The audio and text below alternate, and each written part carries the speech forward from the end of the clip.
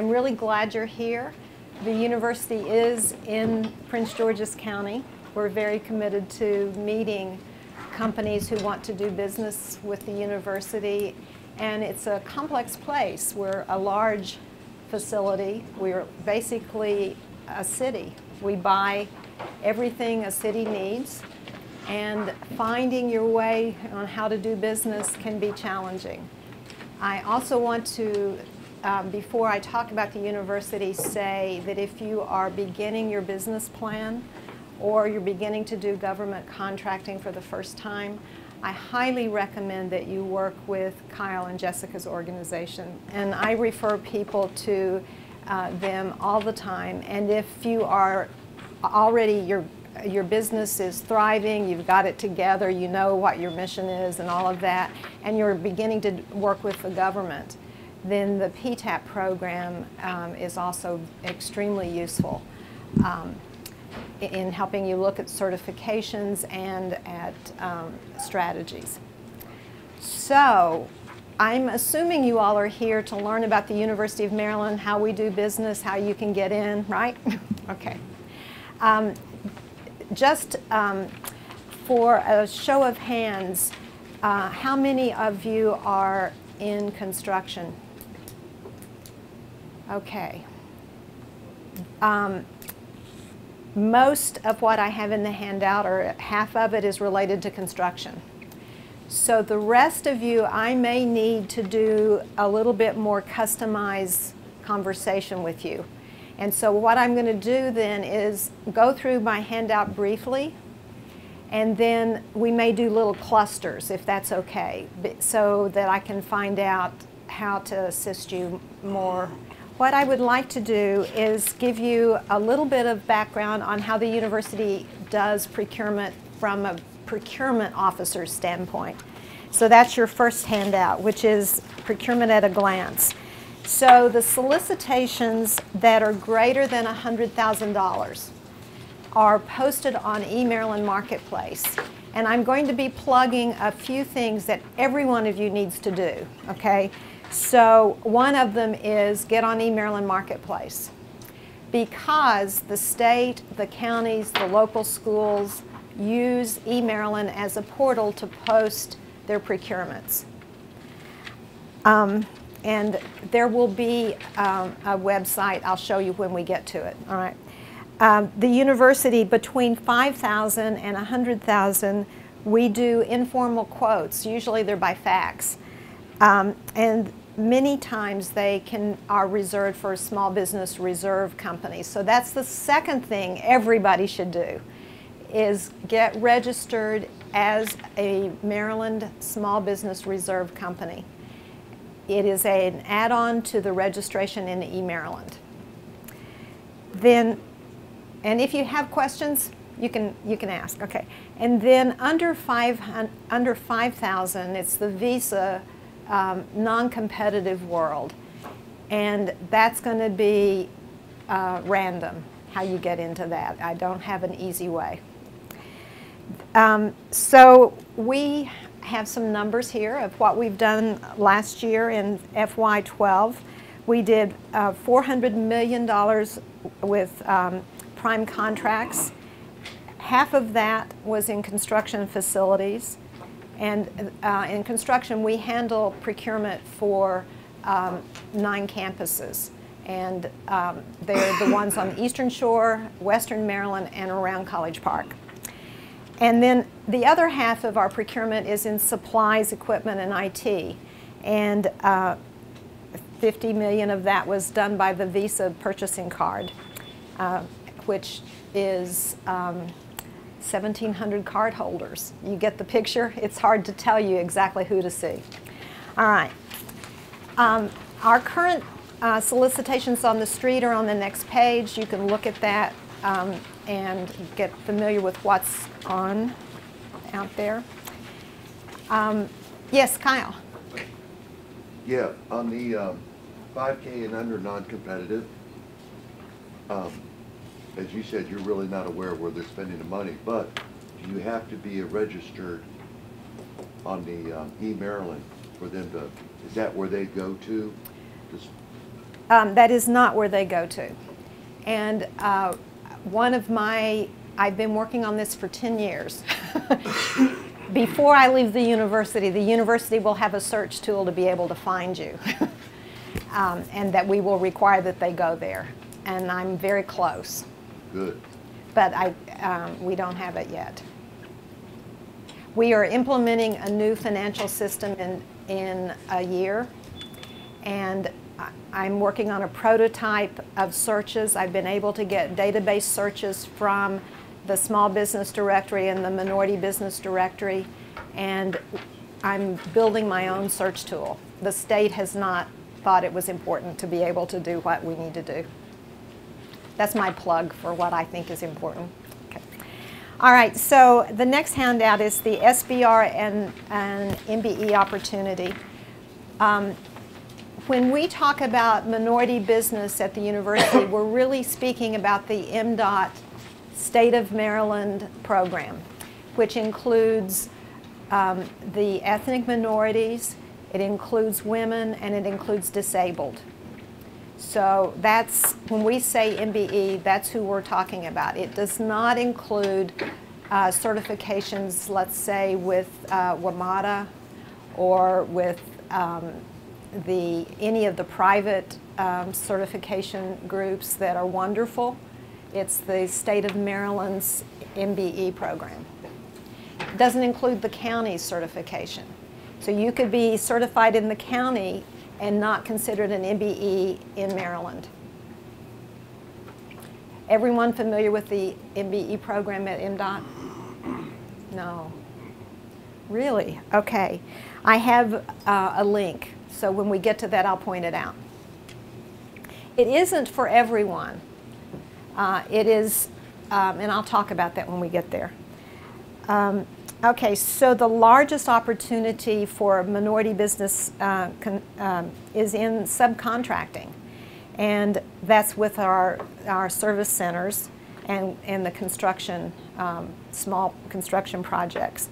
That's where the largest opportunity is. There's other opportunities, but that's the largest.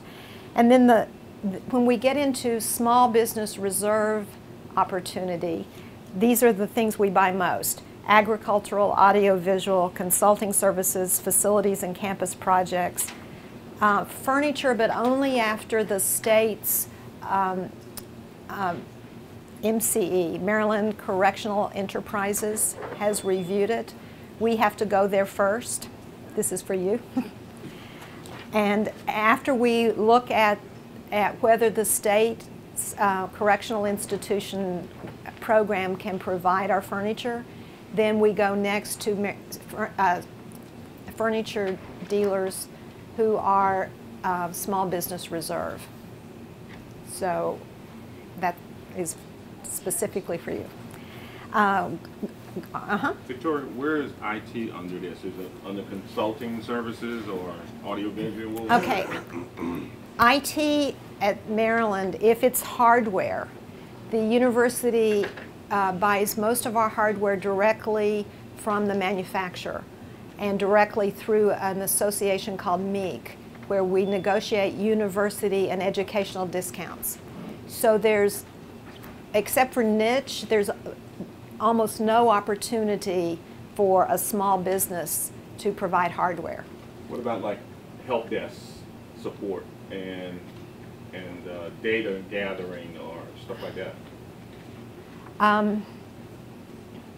We have occasionally call center procurements, help desk for the university. We have an IT department on campus, and they have a help desk. We do buy IT software. We buy a lot of it, and it's for special focused niche markets. Gotcha. And there's opportunity there for small businesses, particularly if you are a representative of the software, you know.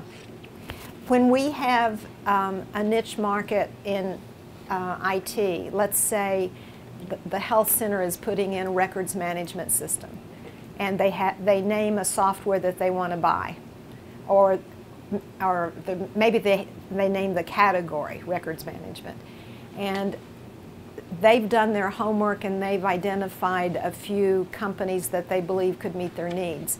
What we do is we look for those manufacturers and ask them if they have certified dealers, representatives. They call them different things.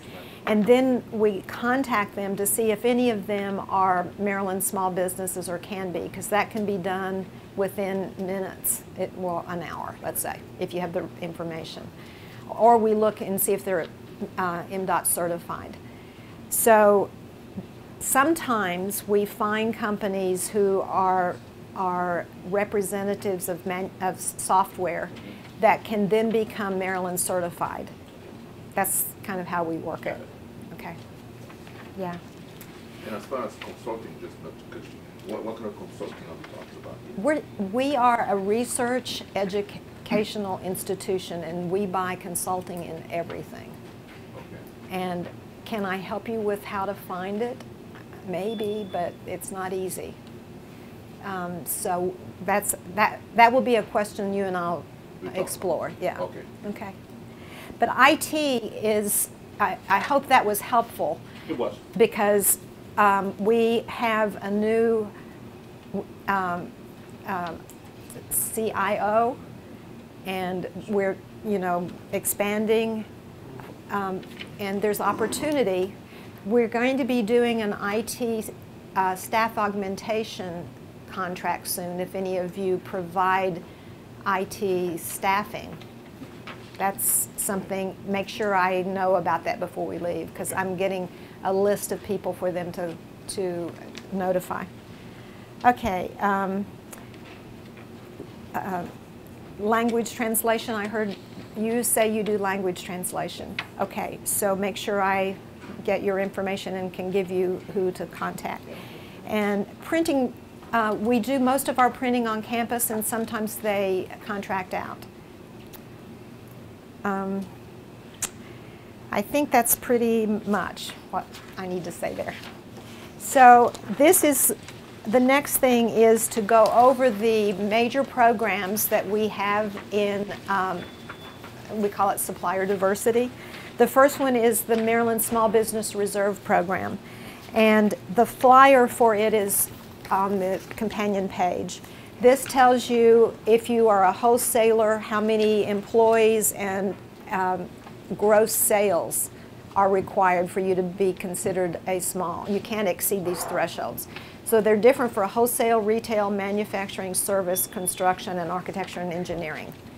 So most of you will qualify now, because in October, the criteria for Small Business Reserve changed.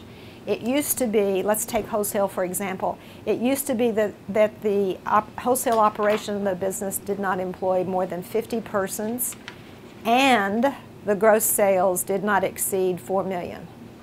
They changed it to or. So more companies now will qualify than did before October. If there's anything that you take away from today, it is go on to eMaryland Marketplace, get registered, and register yourself as a Maryland Small Business Reserve company. And if you need help, I'll get you just a second. If you need help in what codes to select, you can talk to me or talk to the SBTDC, because this is really important. They use NIGP codes. You're going to want to search and make sure that you describe your company well, because you will get an email for every solicitation that matches that code if the buyer put that code on the solicitation.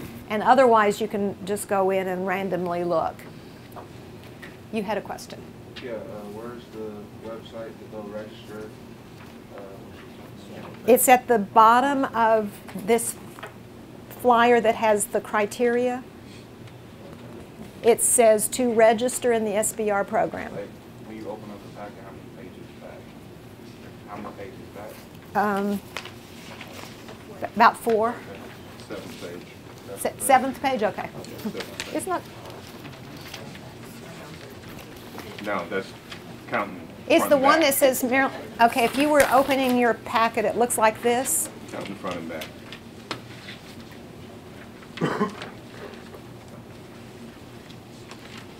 So everybody needs to look at, are you a wholesale business, are you a service business, et cetera. See if your number of employees and gross sales are under the criteria. And if you are under the criteria, then you would go to eMaryland Marketplace. The website is here at the bottom of this one, has how to register. There is also, when you get on eMaryland, there is a help desk number, because sometimes people get hung up in the registration process, and they will help you. So what Maryland, the small business, let me start with that. The Maryland Small Business Reserve Program is designed to have small businesses compete against other small businesses. So on some solicitations, and in fact some that we have on the street right now, they are reserved only for Maryland small businesses. So on our, the second page in there, where it says upcoming solicitation SBR, if it has a Y, those are only, you have to be a small business reserve to get the contract.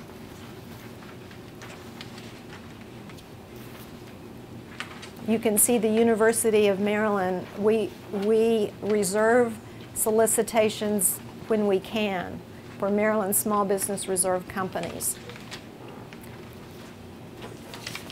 Any question about the Maryland Small Business Reserve? It's really your best opportunity. Yeah. Suppose you have 200 people in your company, right? What category are you? Let me ask you. Okay, so It- let's say you come down, you got 200 people in the company, right? Okay, But over here. The company is broken down to 3 different sections. It's like, we call them practice areas, right?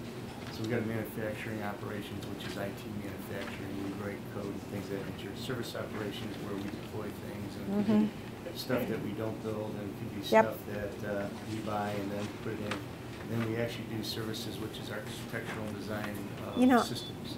Would you believe I don't know the answer to your question? I have phone numbers that I can get you.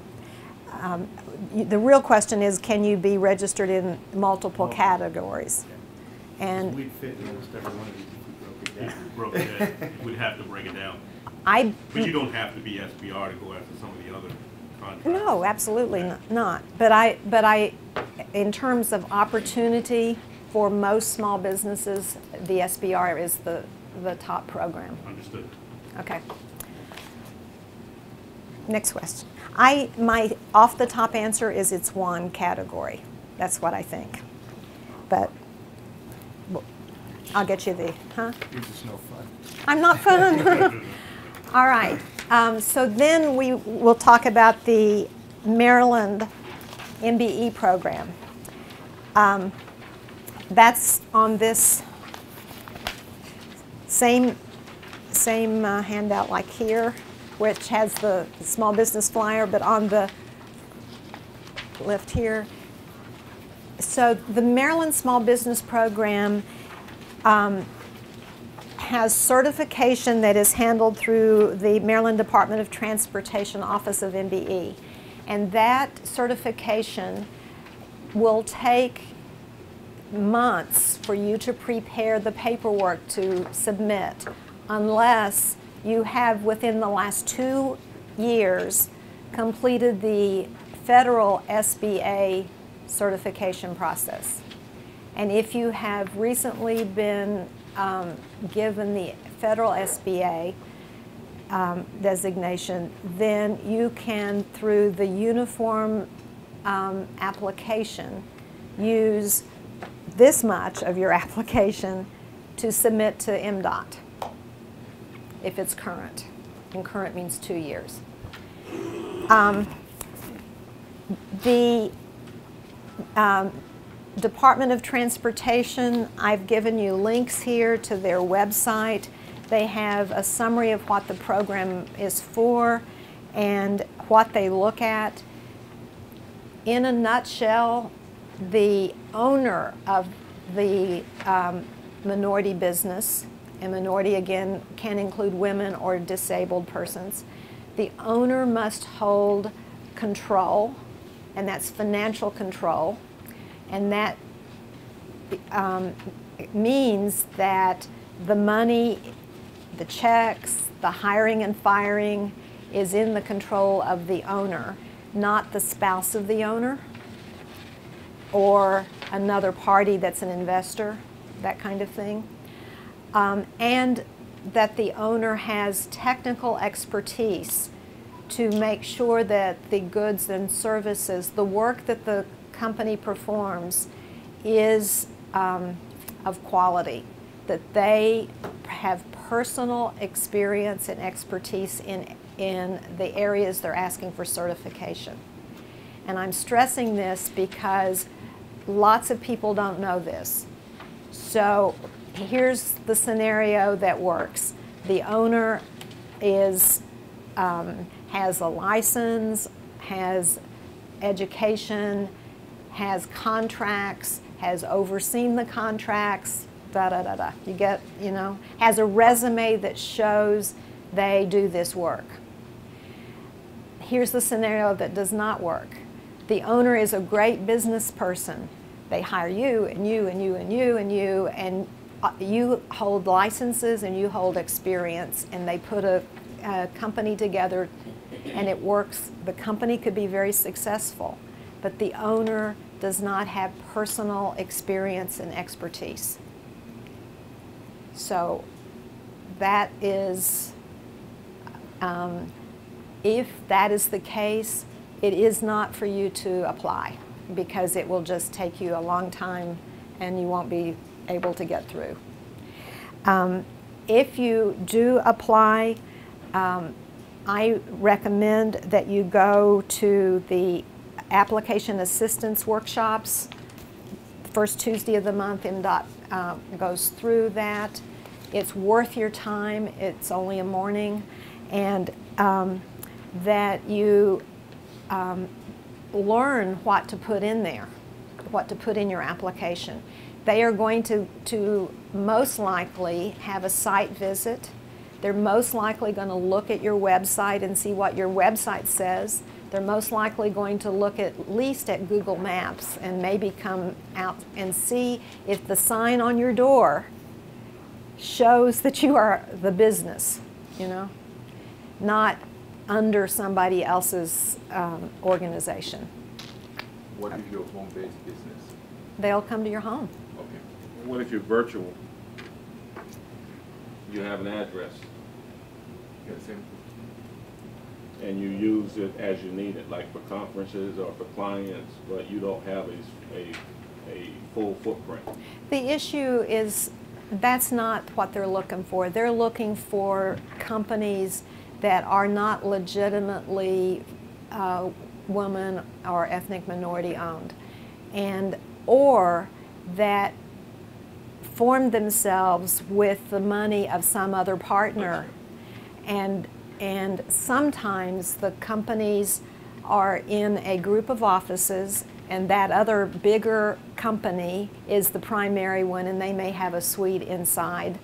As long as there is clear separation and control, then that's what they're looking for. Okay. The state of Maryland's program is primarily a subcontracting program.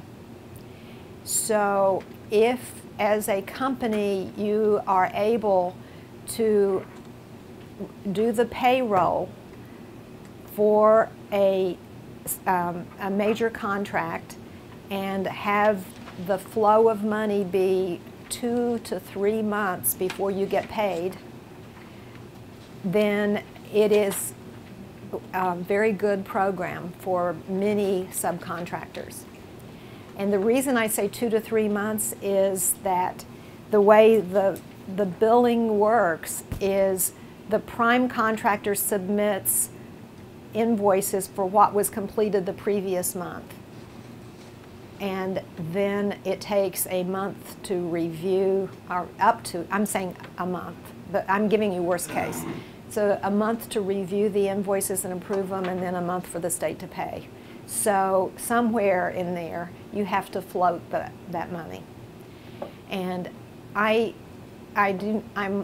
wanting to be positive here, and I'm saying this to encourage people who are at a certain point in your business development to consider subcontracting, and the rest of you consider building before you do that, because it can stress small businesses to have to deal with the payroll that way. So who acts as a prime? Who is the prime? Well, in construction, it's usually large GCs or CMs. But there's opportunity for small construction companies that are different from this. So I'm taking IT. IT. Well, in IT, most of the IT is prime work. Okay. And then the Governor's Office of Minority Affairs, I've given you their website, and they have a lot of information on there to help companies. And they sponsor a Governor's Minority Business University once a quarter. They're excellent. So, and those are free, and they're regional throughout the state. Then I've given you the link to the University System of Maryland, the 11 institutions, their procurement officers. Some of them have websites where they post their solicitations, and then our website. And then the rest is capital construction. And so I'm not really going to go through that, and on-call contracting. So Kyle and Jessica, what do I need to speak to the whole group about here? Well, I think you covered all your information. We really kind of wanted to make this interactive as well. Let's do that. So we could open up for questions right now, and if you want to split off into smaller groups, we could do that. Okay. I think that'd be really helpful. I know you say you wasn't going to get too much detail on-call contracts, but I'm curious, can you give me a brief overview of that? Of the on-call contracts? Yes. Sure. I'll give you a brief overview of the whole thing so everybody has, okay, so the first thing is capital construction. These are the large buildings. They are approved by the state. We get state money. Sometimes we get other money. And we know when these projects are coming up in years. Program? No, this is, so that's the first 2 pages. That's the capital. And then the next piece is your on-call contracts. And the on-call contracts, I've given you a list of all of the ones that we have. These are mostly in the facilities area. And if it's an SBR, it'll say that it is, and the expiration dates. Some of these have minority business subcontracting, which is, and those are indicated, MBE. Someone said generators. We ride the state contract on generators. I don't remember who that was. That was you. Okay. So say if you're doing like paint jobs. Okay, we have a painting on-call contract. And you will see it here. It is a small business reserve contract. Where is that? It's on page 2 of the on-call contracts. And it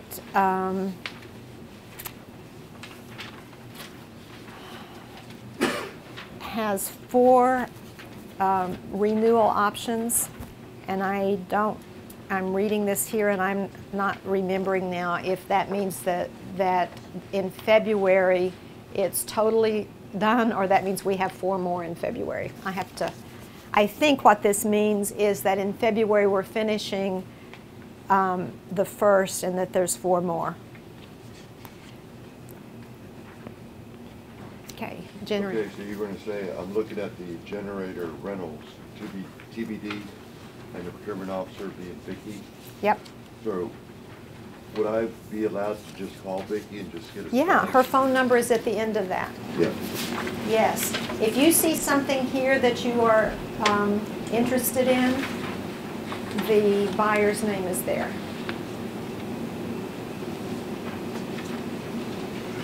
How many people right now are doing some government? And with any state or what types? Federal? State. State.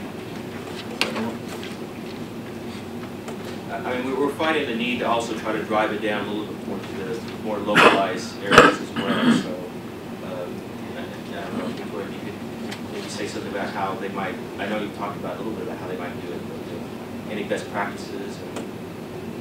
Well, 2 things for every company. If you can get credit card capable so that you can take a Visa card if your goods and services are such that that makes sense. That helps a lot. And especially if you were to find a department at the university that has a need for what you sell, and then you can just transact business using a credit card. And the Small Business Reserve Program is used by local jurisdictions. I'm talking about government, though. I'm talking about your county, your city, your school district. So that's a best practice, is to get yourself in the Maryland Small Business Reserve. And the reason that's so important is, first of all, it's a state law that we buy from Maryland small businesses. But second, you can find work, you can find opportunities that are on eMaryland Marketplace for a county, you know, let's say Anne Arundel County, that you might not have known about. But in Prince George's, in addition to those 2, the County of Prince George's, the General Services, has a new program, and they certify companies themselves, and I would contact them as well. Where can I find that information? I don't have it on my iPhone, but you give me your information. You can Google it, you know, just look Prince George's County Minority Business Program, our General Services Office, and then when you get to their website, there's a tab for the Minority Program. How many people have signed up for reserve program? I mean, it really is something you got on the list. The other question I might have is how important to the University of Maryland is having a track record of doing government contract in order for them to be viewed as a viable vendor? Well, it's real variable on what you're selling.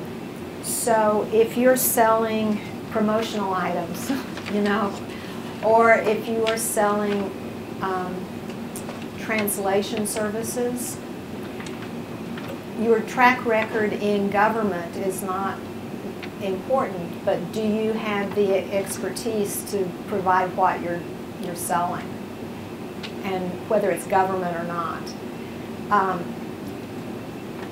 When government gets at the university, when that's important, it's usually educational, institutional stuff that we're looking for. So in construction, we're looking at, have you built a building that's similar to this, a laboratory? So if it's in a hospital, then that's important. I think that it's less important that you have government experience then that's less important than that you have put together a good packet to show your experience. It's not the government experience, it's the experience. Just experience, past performance, whether Past it's government or performance. not. Yeah. How about the state of the business financially or anything like that? Well, on the larger projects, that becomes a big issue. But if we're talking, so that's, if we're talking about your selling small dollar and small under $100,000 kind of things, we don't do the research on the company. We do that with the RFPs, where we're building a relationship that's got to last years, and we look first at technical, and then we look at the financial of the company. So in those instances, it's very important. So for the bigger contracts, what kind of financial documents should a business have? It should probably have cash flow. Well, we specify them in the request for proposal, and usually there might be audited financial statements. There might be done in Bradstreet. There might be bonding. Depends on the contract. What if you're a fairly new business and you are bidding against other companies for a big contract? What's the likelihood of for this, like a brand new company to get that contract, even though you have the experience and the equipment to do so? And you're certified and have everything. Well, tell me the category of work. Like say for me, I'm bidding for a $10,000 job for painting. Oh, painting. And I'm a brand new company. I'm certified in everything I need to be certified in, and everything that have the equipment and experience to do so. What's the likelihood of me getting a person Well, else? you will see that at Maryland, most of our painting is on call. Yeah. So what we have done is we do a contract with companies and we rotate them. Okay. So for you to be eligible to apply for, for you to make it through the finalists to be an on-call contractor, you're going to need to show your experience.